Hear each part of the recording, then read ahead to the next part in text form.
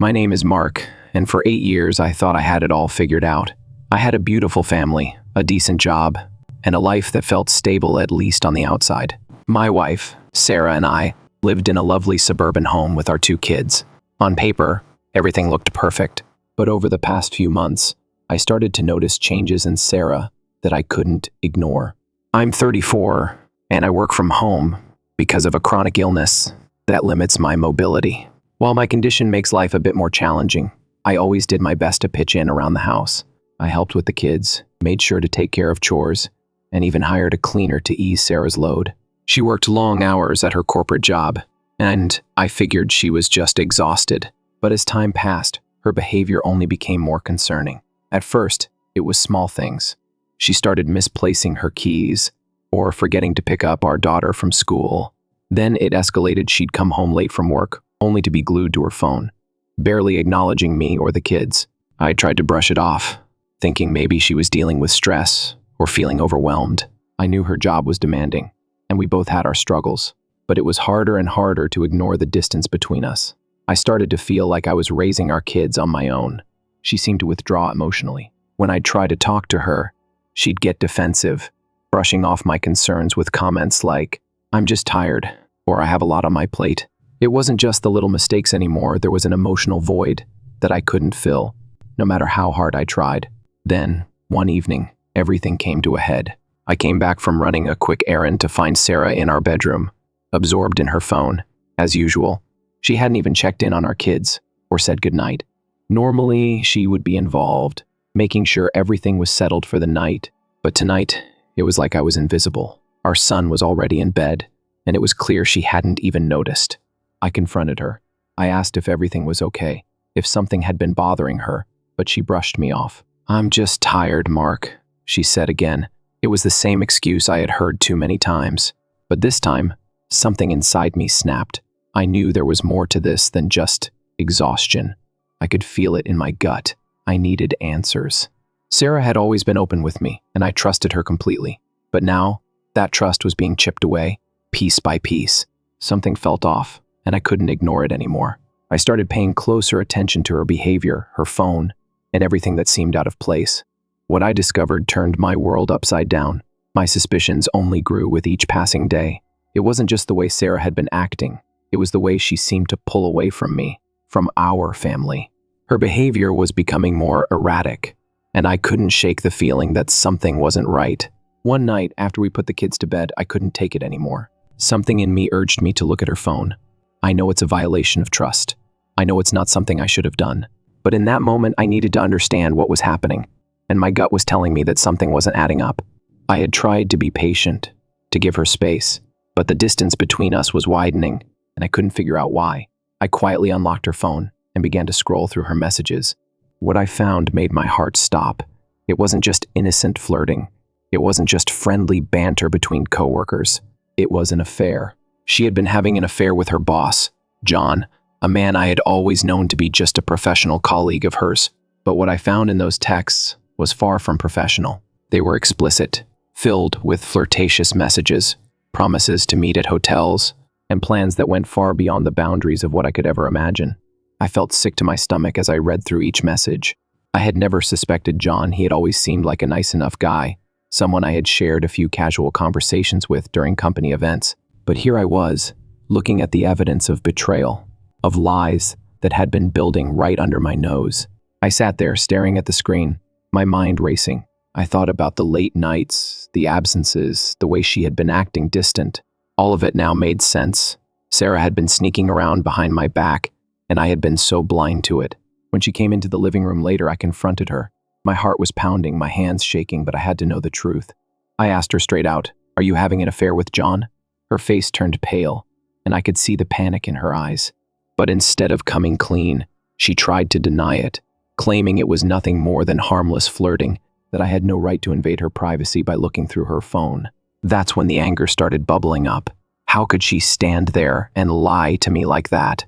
How could she dismiss the fact that she had been cheating on me for months, all while pretending everything was fine? I was furious, but more than anything, I was hurt. She didn't even show an ounce of remorse. Instead, she acted like I was the one in the wrong for uncovering the truth. I wasn't buying it. I had the evidence right in front of me. The screenshots, the hotel bookings, the messages that had been exchanged under the guise of a professional relationship. And yet, there she stood, defending herself with a hollow excuse. In that moment, I realized the truth that had been creeping into my mind for weeks. Our marriage was over. It wasn't just the affair that broke me. It was the way she dismissed me, the way she gaslit me, trying to make me feel guilty for uncovering the betrayal. It was the complete disregard she had for the life we had built together, the family we had created. Sarah had chosen John over me, over our children, and over everything we had worked for. I couldn't keep living in this lie. I couldn't keep pretending that everything was okay when I knew it wasn't. The trust was shattered beyond repair, and no amount of excuses or apologies could fix what had been broken. I wasn't going to let her manipulate me anymore. I wasn't going to let her walk away without facing the consequences of her actions. She had betrayed me, and now it was time for her to face the truth. The next steps were clear. I wasn't going to let this go. I needed to protect myself, my children, and my dignity. This was the beginning of the end, and I wasn't going to back down. After the confrontation, a strange numbness took over me. I had expected to feel anger, maybe even rage, but instead, I felt a deep, hollow emptiness. It was as if the foundation of my life, everything I had believed in, had crumbled beneath me. Sarah, the woman I had loved for over a decade, had betrayed me in the most profound way possible. She hadn't just cheated, she had dismissed me, manipulated me, and used my trust as a weapon against me. And I was left standing there, trying to make sense of it all. The hours that followed were filled with silence. Sarah stayed in her room, refusing to talk, probably hoping that if she ignored it long enough, things would go back to normal. But I couldn't unsee what I had seen. I couldn't unhear the words she'd said, the hollow excuses she made, and the look of defensiveness in her eyes. I had already made up my mind. I couldn't live like this anymore.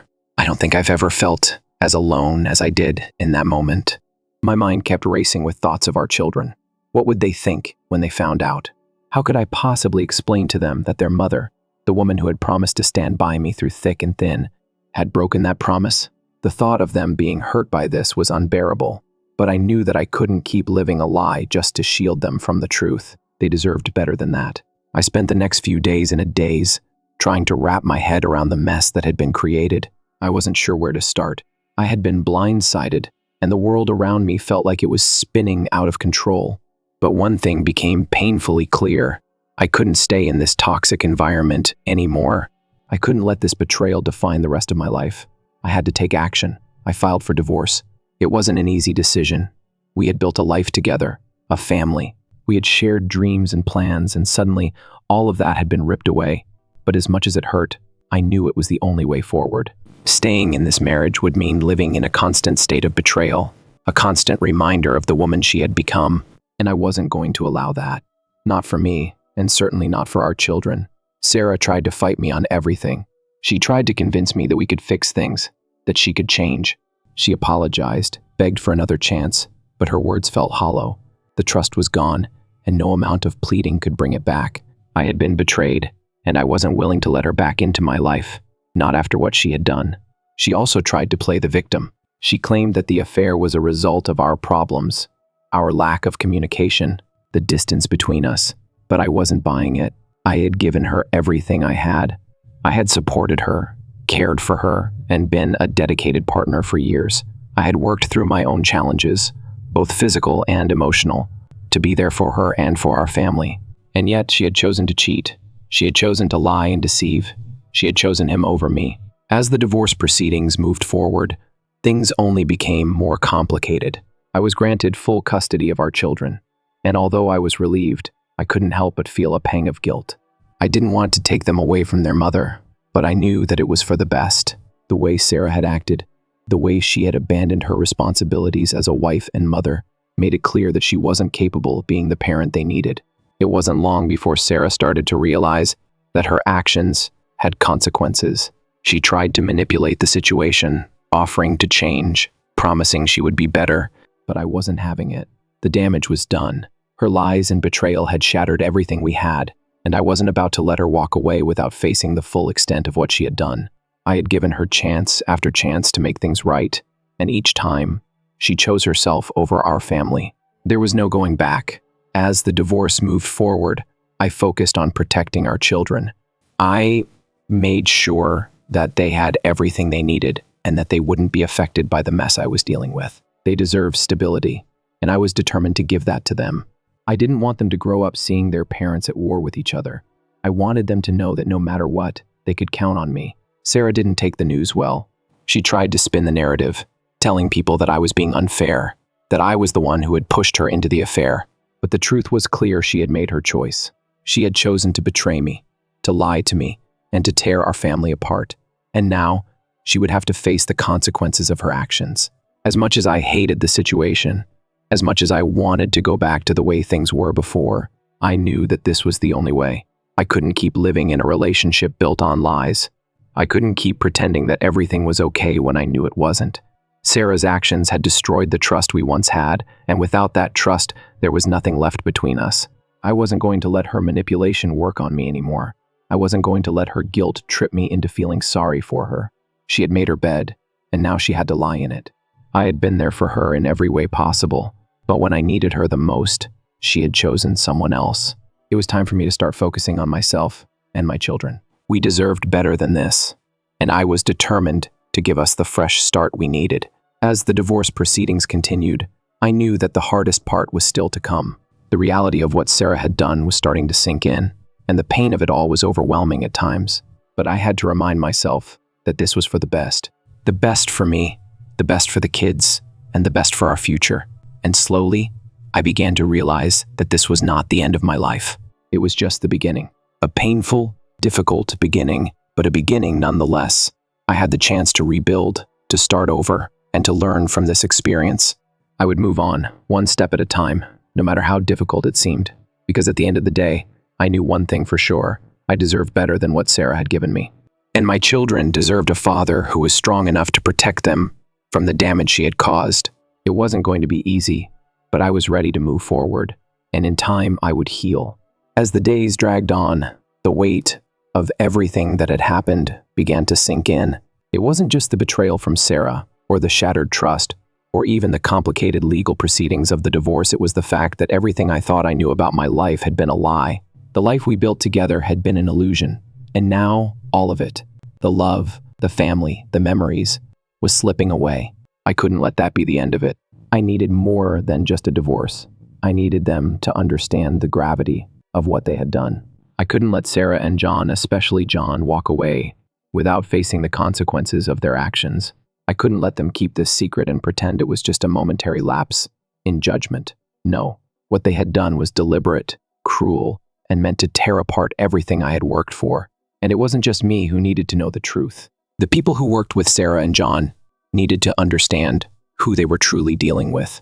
So I decided to take action. I didn't think it would be easy, but something inside me told me that if I just let this go, I'd always regret it. I couldn't allow Sarah or John to continue to manipulate the situation, to act like they were the victims here. No one would ever understand the full extent of what they had done unless I made them face it. One day, I walked into the building where Sarah worked, fully aware of what I was about to do. The receptionist gave me a strange look as I walked through the lobby, and I could tell she knew something wasn't right. I didn't care. I was determined. I wasn't going to sit back and let this continue. I walked straight to her office. She wasn't there at first, but I didn't care. I had a message to send. I had something to prove. I wasn't going to let them go about their lives as if nothing had happened, as if I was just some casualty they could leave behind without a second thought. No, it didn't work that way. Not with me. When Sarah finally arrived, she looked shocked to see me standing there. I could tell she wasn't prepared for this, for me to confront her so directly. But the shock soon turned to panic, and I could see her trying to put on a facade, to act like everything was fine, like we could still pretend that this was just some minor disagreement. But I wasn't buying it. I pulled out my phone, opened the messages, and held it up in front of her. The explicit texts, the hotel reservations, the plans they had made, everything was right there, in black and white. I didn't have to say anything. The evidence spoke for itself. "Sarah," I said, my voice calm but firm, "this is what you've been doing. This is what you've been hiding from me, from our family. This is the truth. You want to hide behind excuses and lies, but here it is, for everyone to see. Sarah tried to play it off, tried to downplay what had happened, but it was too late. The evidence was irrefutable, and there was no way to spin it now. She stammered, tried to justify her actions, but it only made things worse. The more she tried to explain, the more she exposed herself. And then, it was time for John. I knew he wasn't going to get off easy either. He was just as guilty as she was, and I wasn't going to let him walk away without facing the truth. I walked into his office, phone still in hand, and there he was, looking just as smug as he always had. He had no idea what was coming. I walked right up to him, making sure he saw me. "You're a coward, John," I said, my voice steady but filled with disgust. "You've been playing games with my life, my family, and you think you can just walk away from this without any consequences?" He tried to deny it, tried to act like it wasn't that big of a deal. But again, the evidence was irrefutable. I showed him the texts, the hotel bookings, the pictures they'd exchanged. There was no denying it. He had been just as involved in this affair as Sarah had. "Do you have any idea what this has cost me?" I asked him, my anger rising. "What has this cost my children? You think you're just going to walk away without taking responsibility? You're wrong." John didn't have much to say. He looked defeated, his confidence completely gone. The whole office had seen me expose him, and I could tell he knew it was over for him. His reputation was ruined, his career destroyed, and he had no one to blame but himself. I didn't care what happened to him. He had destroyed my family, and now he was going to pay for it. I didn't just want to make them feel the shame of their actions. I wanted to make sure they understood that there were real consequences for what they had done. I wasn't going to let them walk away without paying the price. John was fired that same day, and the company launched an investigation into his behavior. As for Sarah, she wasn't fired, but she was demoted and transferred to a different department. It wasn't enough, but it was something, and I wasn't done yet. I didn't care about revenge. I didn't want to see them suffer just for the sake of it. But I did want them to understand that their actions had consequences that extended far beyond just the end of our marriage. What they had done had destroyed more than just my trust. It had impacted the lives of our children, the people around us, and everyone who had believed in the facade we had built. As I walked out of that office, I felt a strange sense of relief. It wasn't closure. I wasn't looking for closure. What I was looking for was the truth to be exposed, for people to understand that what Sarah and John had done wasn't just a mistake. It was a betrayal of trust, of love, and of everything we had worked for. I didn't feel any sense of triumph, but I did feel like I had done what needed to be done. I had taken control of my own narrative. They couldn't hide anymore, and for the first time in months, I felt like I had regained some of the power that had been taken from me. But the road ahead wasn't going to be easy. This was just the beginning of the fallout. But no matter what came next, I knew one thing for sure. I was done being passive in my own life. I had to face the consequences of what had happened, and I wasn't going to let anyone else dictate how that would unfold. The days following the exposure were a blur.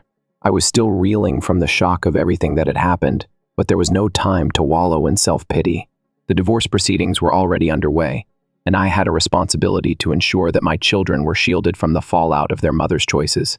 This was no longer just about me and Sarah. This was about our kids, our family, and making sure that they didn't have to live in the wreckage of a broken marriage. I had always prided myself on being a dedicated father.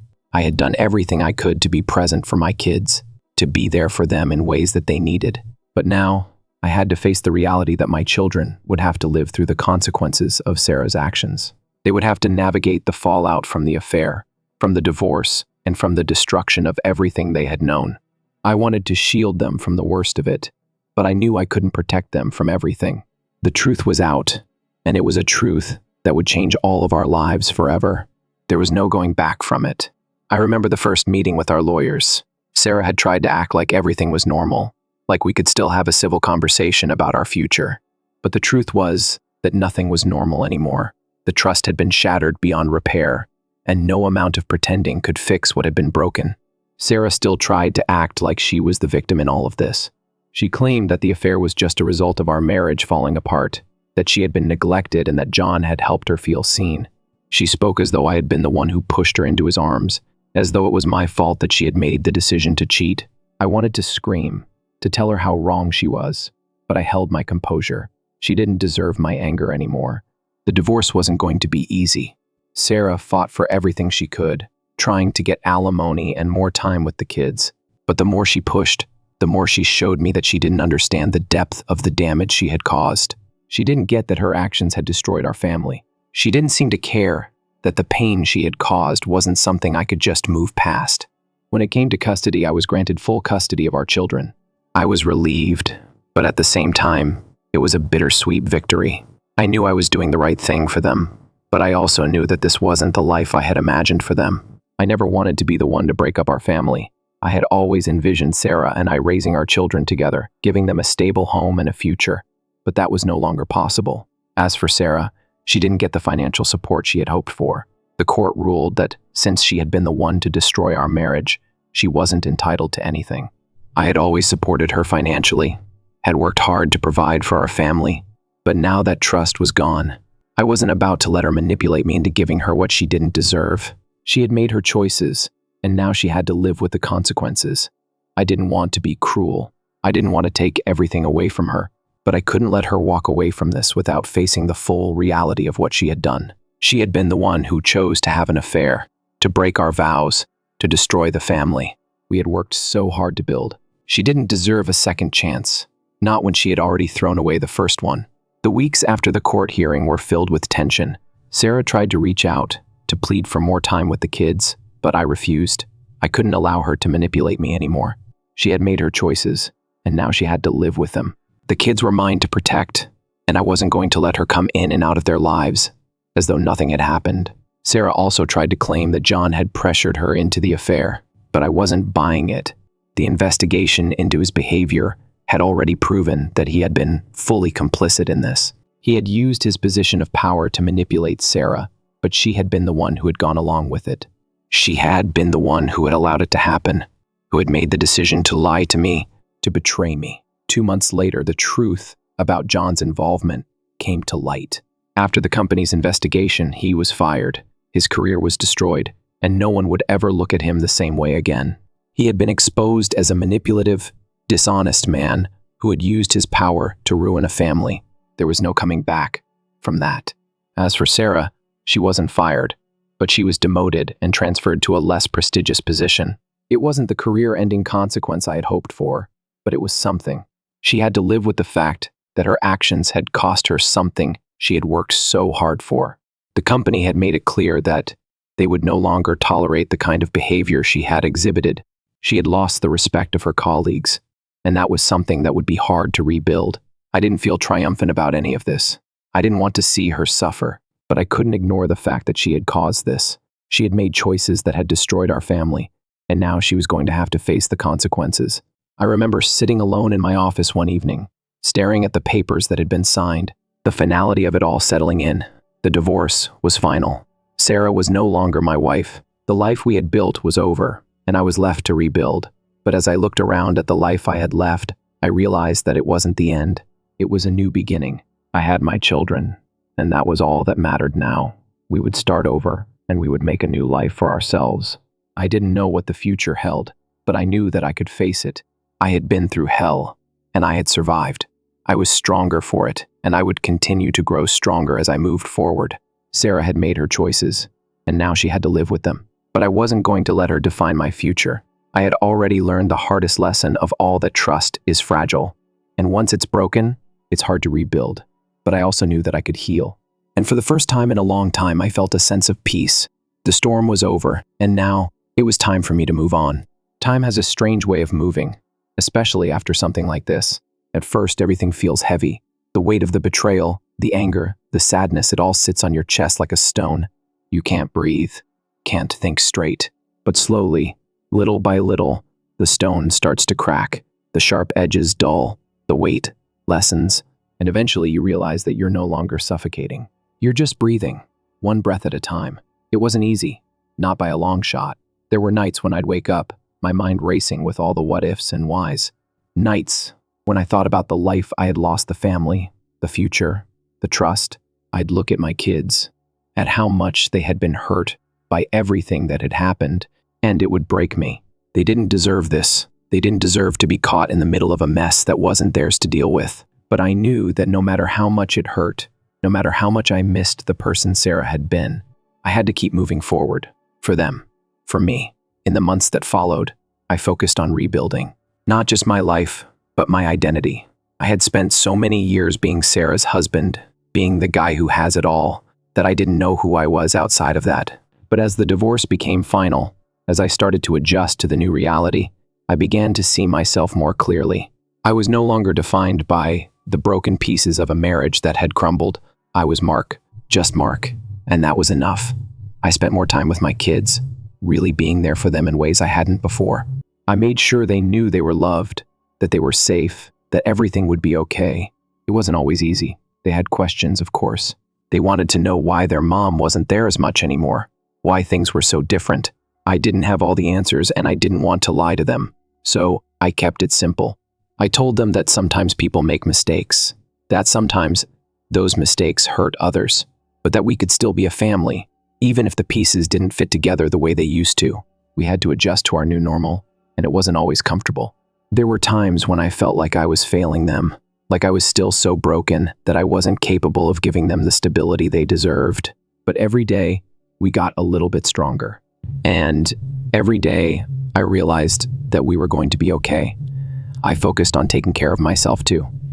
I went to therapy, talked through the pain, the anger, the confusion. I spent more time doing the things that made me feel alive, running, working on projects, reconnecting with old friends, and even dating again when I was ready. It wasn't about finding someone to replace Sarah. It was about rediscovering who I was. I had spent so many years trying to hold everything together, trying to fix things that were broken, that I forgot what it meant to just be myself. Eventually, I found peace with what had happened. Not because I forgave Sarah, because forgiveness wasn't something I owed her. I didn't owe her anything, but I forgave myself. I forgave myself for not seeing the signs, for not listening to my gut when it told me something was wrong. I forgave myself for believing that love could fix everything. I forgave myself for thinking that things could stay the same when, in reality, everything had already changed. It wasn't about Sarah anymore. It wasn't even about the affair. It was about me finding the strength to move forward, to let go of the anger and resentment, to stop carrying the weight of her choices on my shoulders. It was about reclaiming my life and giving my children a better future. And then something strange happened. I started to feel lighter. Not in the way you feel when you've unloaded a heavy burden, but in the way you feel when you stop carrying someone else's weight altogether. When you stop letting someone else's actions dictate your mood, your choices, your worth. It wasn't about closing the chapter of my life with Sarah. It was about opening a new one, a chapter that was mine alone. I began to trust again, though not in the way I had before. I learned that trust isn't something you just give away blindly. It's something you build carefully and slowly over time. And I learned that the most important trust I needed to build was the one I had with myself. I needed to trust that I could make it through anything. That I was stronger than I had ever given myself credit for. A year after the divorce, things started to feel like they were finally falling into place. I had my children, my peace, and my life. I was no longer defined by what I had lost, but by what I had gained. I had my freedom. I had my self-respect. And most importantly, I had my integrity intact. Sarah tried to reach out again, like I knew she would. She wanted to see the kids more, to try and rebuild some kind of relationship with them. But I had made it clear, with firm but calm words, that it wasn't going to happen. Not on my terms. She had chosen her path, and now she had to live with the consequences. I wouldn't stop her from being a part of their lives, but I would never let her walk in and out of it without fully owning what she had done. She tried to paint herself as the victim, but no one was buying it anymore. The company had seen through her, and her colleagues knew the truth. Her career was never the same, and though she stayed at the same job, her professional reputation had been irreparably damaged. But in the end, it wasn't my responsibility anymore. It wasn't about her consequences, it was about mine. And I was finally free of the toxic weight she had placed on me for years. I watched my kids grow stronger too. They were resilient, maybe even more than I was. They had adapted to this new world better than I could have imagined. They still had moments of sadness, of longing for the family we once were, but they were learning to navigate the world without the weight of betrayal hanging over them. They had each other, and they had me. And in the end, that's all that really mattered. As time went on, I realized that this was just one chapter of my life. There would be more chapters to come, some harder, some easier, but I was ready for them. I had survived the worst, and I had come out stronger on the other side. I had learned more about myself in the last year than I had in the previous 10, and with that, I finally allowed myself to breathe deeply. I had made it through. The pain was still there, but it no longer controlled me. I was free, and that freedom I knew would be my greatest gift.